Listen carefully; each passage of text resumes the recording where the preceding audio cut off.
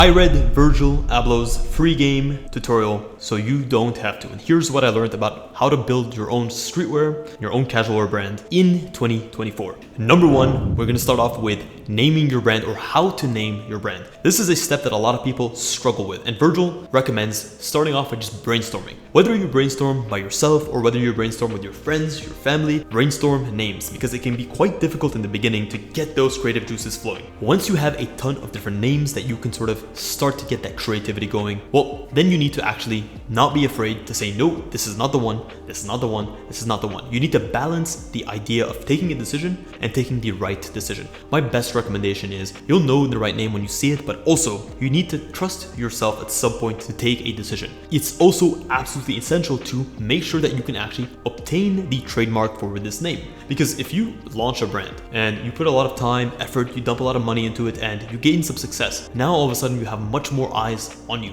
You have more visibility. And if you haven't trademarked your name successfully, whether it's in the US market or the European market or the Middle Eastern market, wherever you are primarily operating in, and also where you plan on operating in the future, can be a great step. Last but not least, when it comes to selecting a name, make sure that your socials and your website that you want are actually available.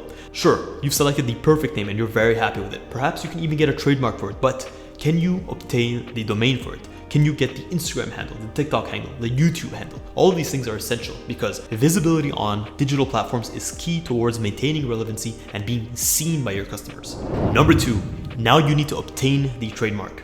Now that we have a name, you have to go ahead and obtain the trademark. Let's just say you're in the US, for example. The first step that you need to do is you need to go onto the USPTO website and you need to search if the name that you plan on trademarking has been obtained or is available for you to actually go ahead and obtain it. Secondly, you need to determine your use case scenario. Do you plan to use it in commerce or is there an intent to use? There's a little bit of a difference here, but if you're going to go ahead and make sales and push your brand forward, then more likely than not, you're going to be using it in commerce. Once you've determined what type of filing you want to go for, now you'll need to determine what products you plan on operating within that trademark. So if you're a sportswear company or you're a streetwear company, then you're going to apply for that trademark specifically in the garment space, in the accessory space. It's very important to be hyper specific about what sort of products you plan on including. If you plan on including backpacks, hats, accessories, then you also need to register your trademark for those types of products as well. Now that you've gone ahead and done all the groundwork, it's time to file at the USPTO website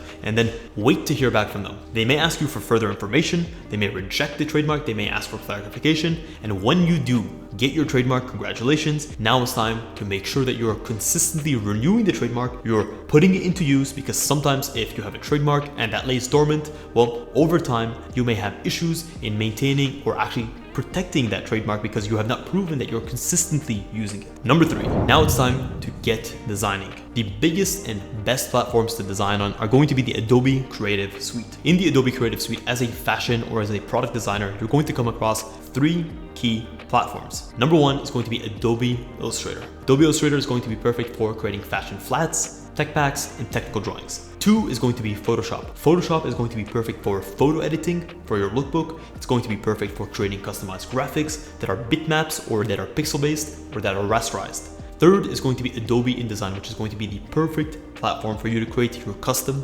lookbook for your brand. So how does one get started? Well, this is what Virgil says. Virgil says, the internet is your oyster. You have plenty of opportunity to go out there and to search for tutorials, whether it's on YouTube, whether it's on Skillshare, whether it's on Coursera, just go out there and learn. Start off by simple tasks. Look at existing designs and try to recreate them on your own in different software. Start off with your own custom-made graphics. Start to accelerate the learning process by stepping up the difficulty and finding your own style, and eventually you'll have mastered the programs. Number four, Virgil recommends as a startup brand that you create and you use screens and screen prints extensively. Screen printing is one of those lost arts that you can actually pick up on your own. You can create your own customized graphic, and really with just some homemade materials, you can create your own customized screen and apply it onto the blanks that we're going to discover and we're going to outline in the next section. So what are these steps to actually creating a screen print? Number one is create your screen print design on either Adobe Illustrator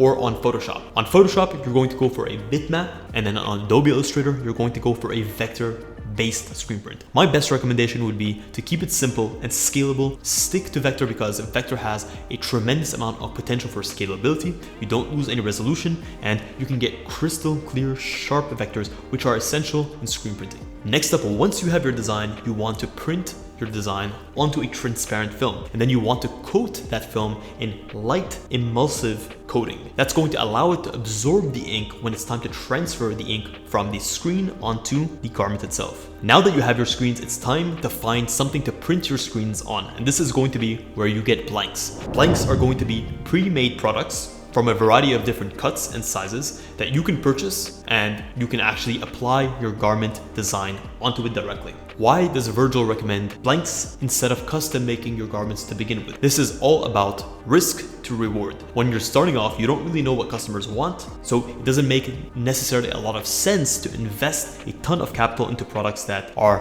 custom made specifically for your case when maybe you're just looking to test the market. This is why you purchase blanks from reputable factories and suppliers. Now that you have your product, you have your design, you've created your screens, and you've applied those screens onto the blanks that you purchased, it's time to go ahead and create a lookbook. A lookbook is going to be a collection of images that showcases your products on a variety of different models, different body types, in different outfits in order to bring across your collection and bring it to life so that your customer and your potential suppliers or your partners can actually see what the brand is like holistically. Number one is going to be actually define a theme, because your lookbook should have a theme that clearly articulates your brand mission and your brand value. Two is going to be select the right types of model that fit your brand aesthetic and represent your brand values. So if your brand is trying to cater towards a specific subset of the population, then providing types of models that represent that subset, that speak to that subset, you're going to get a much better response from your customer. Now, you need to also curate your outfits. What outfits are you going to show? What color combinations are you going to provide? How are you going to put your products in the best possible light to accurately represent your brand? You'll need to set up your lighting as well. When you look at your location, when you look at where you're shooting, figure it out. Am I going to have adequate lighting? Is it going to be too dark? Is it going to be too bright? If it's going to be too bright, should I shoot at this specific hour? Am I going to have issues at this specific hour because I'm going to have people coming through the zone? Am I shooting indoors? Am I shooting outdoors? If I'm shooting indoors, what sort of equipment do I need to maintain accurate and consistent studio lighting? Now that you have your location, you have your theme, it's time to shoot poses. My best recommendation would be work with models that actually have experience. It's far easier for you, especially as a beginner, to work with models that know what they're doing, that know how to pose, that feel natural, because at the end of the day, the models and the people that you put in your clothing are going to be selling your clothing.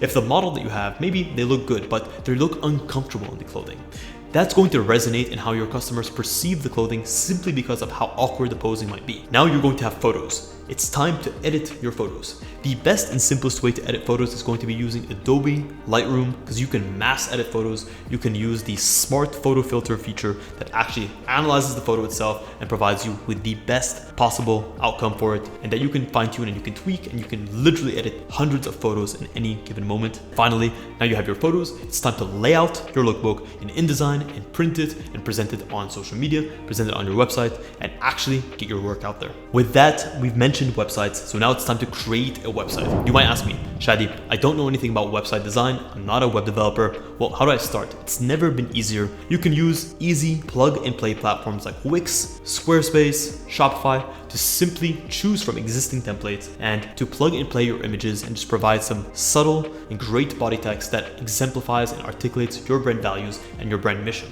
Once you've chosen your custom template, now it's time to actually articulate and customize that template to match your brand colors and your brand fonts. It can be as simple as that. If you've chosen the right template, doing the customization part should be a piece of cake. My recommendation would be, when it comes to creating pages, keep it simple. Go for your homepage, an about us page, a contact us page, and a product page. No more, no less. When it comes to content and when it comes to copy, make sure that you're getting your story across. If you're trying to put up a luxury vibe and aesthetic, educating customers on who you are, what your heritage is, what the vibe is, what your mission is going to be key. Keep the copy short, to the point, but try to infuse it with a unique sense of who you are. The last two tips here are going to be make sure your website is mobile friendly, because the majority of all online traffic, especially in commerce, is going to be through mobile, and track the analytics of your website. Use tools like Hotjar in order to see how customers are engaging with your website and where they're dropping off, so that you can see bottlenecks in the customer experience. Last but not least, we mentioned Shopify in the previous section. So how do you actually go about setting up your Shopify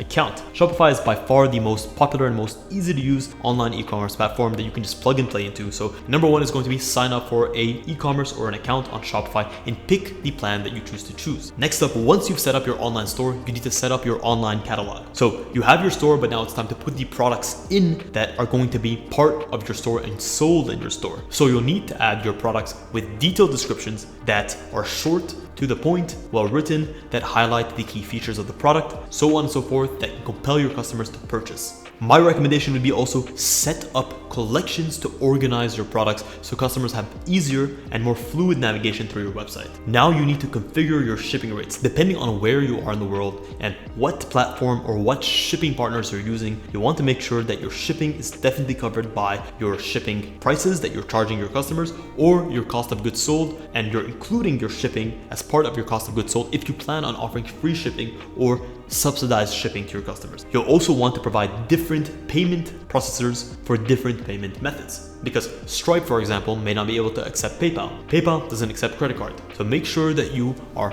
covering all your bases. You're covering Apple Pay, credit card, and PayPal, as those are by far the most popular. Last but not least is, before you launch, try to actually test the checkout process, because sometimes you may have set up your payment processor incorrectly. Perhaps the details are wrong. Perhaps your payment processor security details are too stringent that end up rejecting a lot of the payments that are incoming. So guys, that is it. That is a wrap on this episode. That's been Virgil Abloh's free game. There's a lot to go through, but believe me, it's never been easier in 2024 to start your own brand, and really you can learn from the best of the best. So if you guys are curious on any of the points in Virgil's free game, you can check out the link in the description where you can read free game yourself, and let me know if you feel that I missed a thing or two and what steps you feel are the most difficult to overcome. I'd love to hear from you guys, and I say this from the very bottom of my heart. Thank you so much for tuning in to this episode of Fittdesign TV. Until next week's episode, stay awesome.